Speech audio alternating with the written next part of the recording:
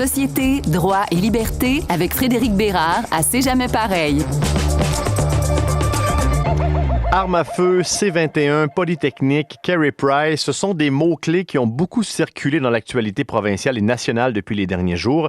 Le débat entourant le contrôle des armes à feu et les sorties de ceux qui sont pour, de ceux qui sont contre suscitent des réactions. Un gros menu pour notre chroniqueur du mercredi, Frédéric Bérard, avocat, docteur en droit, politicologue et chroniqueur. Bonjour Frédéric. Salut! C'est un dossier complexe, sensible, spécialement dans des régions comme la nôtre où il y a beaucoup de chasseurs qui suivent attentivement ce dossier. On va commencer avec la base. Comment on pourrait résumer en moins de 120 secondes le projet de loi C-21?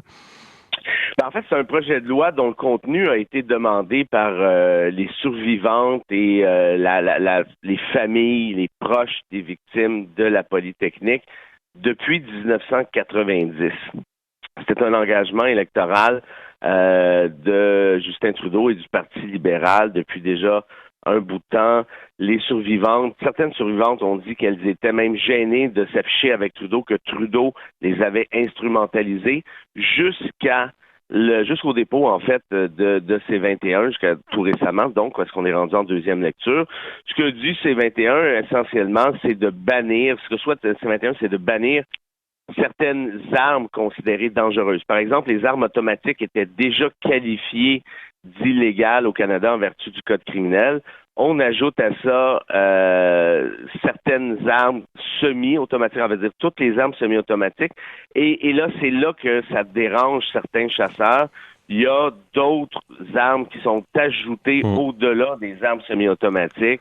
Par exemple, des trucs avec des bolt action, des CDSA, on discute aussi du nombre de balles nécessaires permis dans un chargeur. Est-ce que c'est 3 plutôt que 5? Bon, des trucs du genre, mais l'essence même du projet, c'est évidemment de donner suite aux revendications des victimes de la Polytechnique. Là, qu'on ne l'oublie pas, hein, ça fait quand même 32 ans, ça nous a pris 3 décennies avant d'accoucher de ce projet de loi-là. Est-ce qu'il est parfait? Clairement pas. Est-ce qu'il va trop loin? Bien possiblement, mais est-ce que la racine, elle, tient? Je pense que oui. Est-ce que le gouvernement fédéral joue bien ses cartes dans ce dossier? Parce que oui, à la liste, il y a des modifications, mais on sent qu'il y a encore beaucoup de zones grises. Est-ce qu'il y a suffisamment de clarté, de transparence de la part du gouvernement? Je pense que c'est la transparence. Moi, je vois pas de problème de transparence. Je vois par contre un projet de loi qui a décidé d'aller très très loin, peut-être avec des gens qui ne connaissent pas suffisamment. On voit aussi une certaine forme de récupération politique. On a voulu donner une espèce de coup d'envoi à tout ça quelques jours avant le 6 décembre. Donc, on peut sentir ici l'espèce d'instrumentalisation en quelque sorte. Un autre des problèmes peut-être aussi du projet de loi, c'est son manque d'équité en quelque sorte, Frédéric, parce que souvent dans des projets de loi du genre, on a ce qu'on appelle des politiques de rachat, de buyback en anglais. Ici, de ce que j'ai compris, cette politique n'existe pas actuellement, ce qui fait en sorte que certains chasseurs seraient donc coincés avec leur arme. Donc, ce serait peut-être une bonne idée de l'améliorer et d'offrir cette politique de rachat, ce qui serait probablement beaucoup plus efficace que la formule actuelle. Je me dois de jouer l'avocat du diable parce que je sais que c'est un sujet sensible et qu'il y a beaucoup d'arguments en faveur du contrôle, mais quels sont, je dois dire, les arguments solides des chasseurs, des lobbies pro-armes, des personnes, en fait, qui critiquent le projet de loi, à ton avis?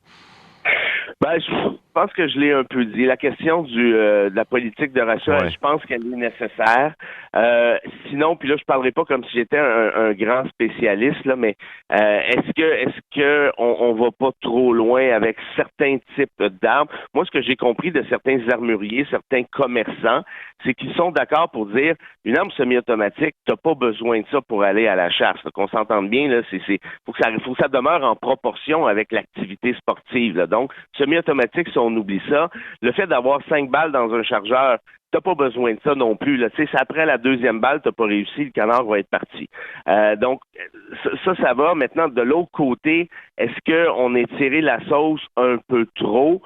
Moi, ce que j'ai compris de certains armuriers, justement, c'est qu'il y a peut-être, comme tu disais tout à l'heure, certaines autres grises qui feraient en sorte que certains fusils qui ne sont pas considérés comme particulièrement dangereux. On s'entend que tous les fusils sont dangereux à la base, mais que certains d'entre eux plus traditionnels, qui ne s'apparentent pas du tout au semi-automatique, pourraient aussi être visés du fait de la zone grise en question. Donc ça, c'est le genre d'affaires qui devrait être corrigé. Puis Justin Trudeau s'est engagé à le faire en disant, nous, on voulait pas viser les chasseurs précisément. Mais une fois qu'on a dit ça, je ferme la parenthèse et je veux pas mettre du monde à dos inutilement, mais une arme à feu, par définition, peut tuer de façon générale. C'est pas un droit d'avoir une arme à feu, c'est un privilège. Donc que celui-ci, c'est-à-dire le privilège, soit encadré, à mon sens, c'est tout à fait normal. Et c'est quand même assez fantastique.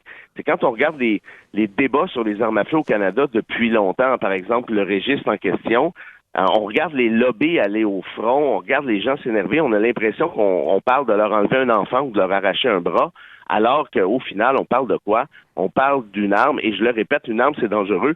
Si on veut faire un parallèle avec les États-Unis, évidemment qu'on n'est pas là, mais j'espère qu'on n'y sera jamais non plus. La NRA, National Rifle Association, est tellement puissante que c'est rendu, évidemment, on s'en va en sens inverse au Canada, mais c'est ce que je dis, puis ça me semble être une bonne affaire. Mais pourquoi? Ben, notamment parce que si on donnait raison au lobby des armes à feu comme la NRA, on se retrouverait peut-être dans une situation similaire à celle des États-Unis, où cette année, il y a déjà eu 602 fusillades d'enregistrées. Certains diront, oui, mais c'est pas nécessairement avec des armes de chasse.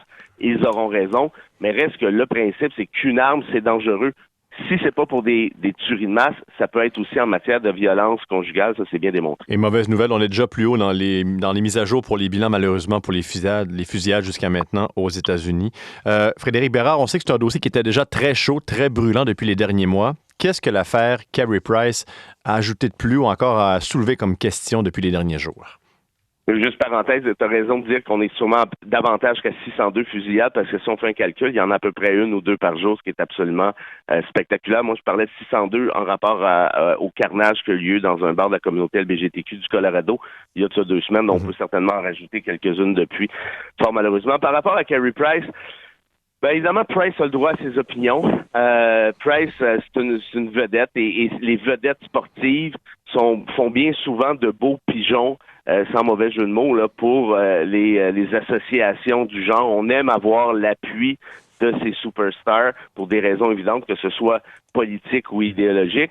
Or, le problème ici, c'est que Price a manqué cruellement de jugement, et je pèse mes mots, là, cruellement de jugement, en s'associant à une campagne qui fait la promotion d'un mot-clic poli. Moi, je pensais que c'était une blague. Au début, je dis c'est une erreur ou une blague, un des deux.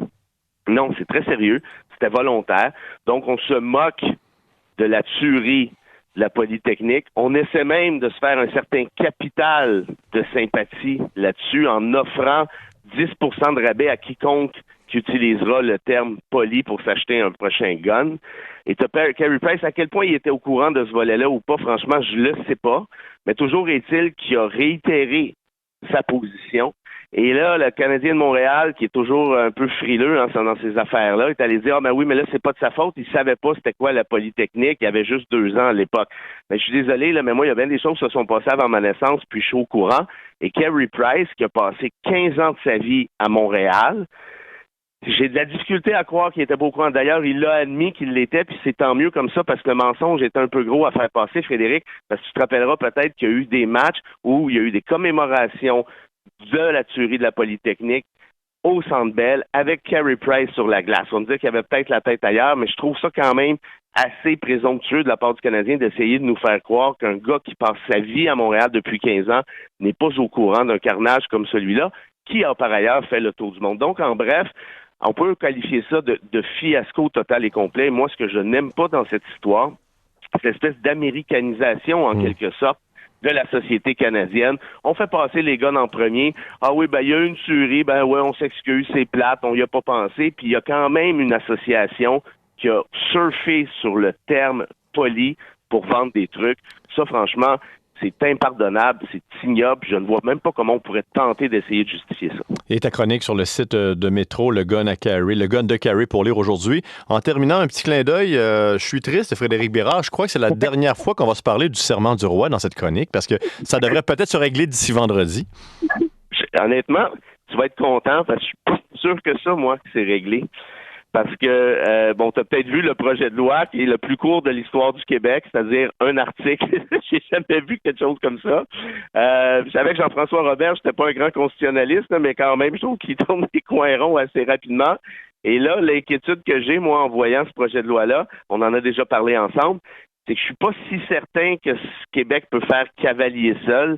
J'ai plus l'impression que c'est la formule de l'unanimité qui s'applique, ou au moins la formule du 750, comme on dit, c'est-à-dire minimalement 7 provinces plus le fédéral qui comporte 50% de la population canadienne. Donc, quelqu'un pourrait peut-être s'aventurer, Frédéric, et à ton plus grand bonheur peut-être, à contester devant les tribunaux sous forme de quo warranto qu'on appelle, c'est-à-dire confirmer ou essayer de faire confirmer par la Cour que les 3 députés péquistes siègent de manière illégale. Je dis pas que c'est mon idée. Donne pas d'idée non plus là, à des personnes qui nous écoutent ce matin, là. mais là, écoute, la Constitution est là pour être respectée. Moi, c'est ce que je fais dans la vie, jaser de Constitution, puis on s'en amuse. Mais tout ça pour dire qu'il y a encore une zone grise qui pourrait être un jour peut-être éclairci par un tribunal ou un autre. On verra bien. Aussi, c'est le cas, j'imagine que tu me demanderas d'autres prédictions, le cas échéant. À suivre, encore une fois, je pensais que c'était terminé ce livre-là. Frédéric Bérard, chroniqueur pour C'est jamais pareil tous les mercredis. Merci beaucoup. Salut, à bientôt. Au revoir, 8h30.